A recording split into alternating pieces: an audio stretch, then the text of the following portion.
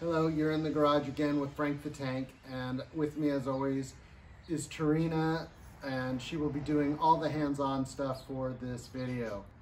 Today we're going to make a quick video showing you how to easily and quickly pop a reservoir end cap off to change a seal if it's leaking. Hopefully. All right, here is Terina. She has all her tools laid out. We're going to start by removing the cap from the Schrader. And you can just throw that in the bowl over there. Now we're going to unscrew the core, put a rag over the tool because this is a broken shock and it may squirt oil out. Or it leaked all its pressure out. Keep unscrewing until the core is completely out. Put that in your bin.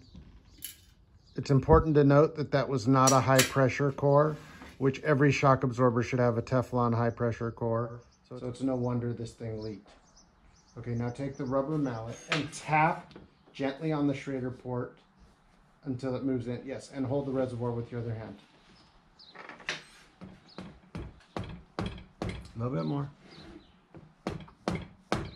Okay, give it the beans.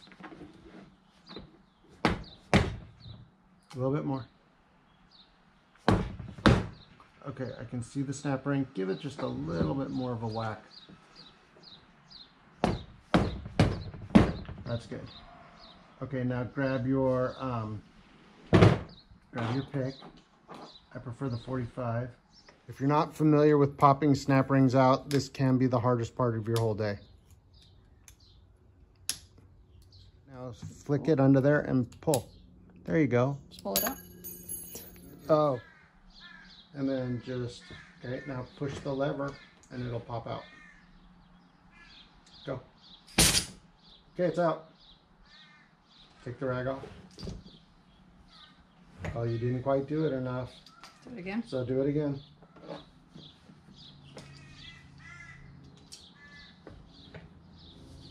Make sure it's loose. There you go. End cap's out. Now take that off. Let me see the end cap. Bring it over to the camera. Turn it sideways.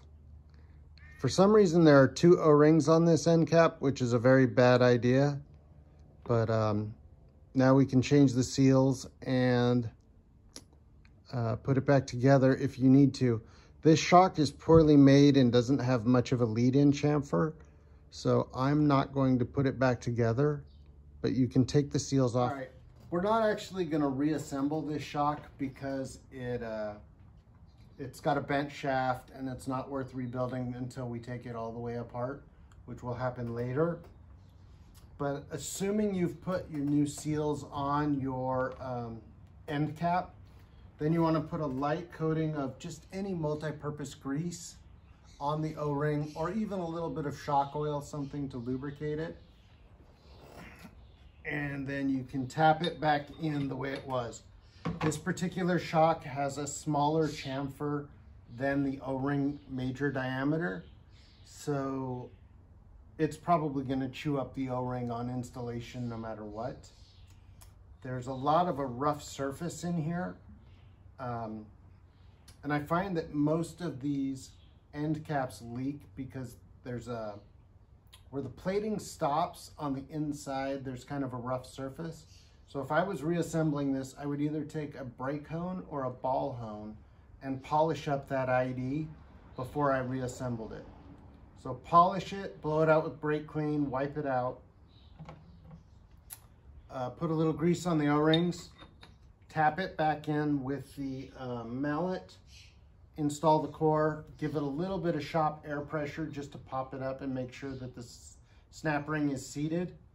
Do not hit it with nitrogen or a lot of pressure until you have assured that that snap ring is in its groove, because when you put a lot of pressure behind these, they become great projectiles. And then charge it as necessary. I like to put a little soapy water on the end after I have charged it to double check and make sure that it's not leaking again. All right, thanks for the fun, and thanks, Terina, for doing all the work.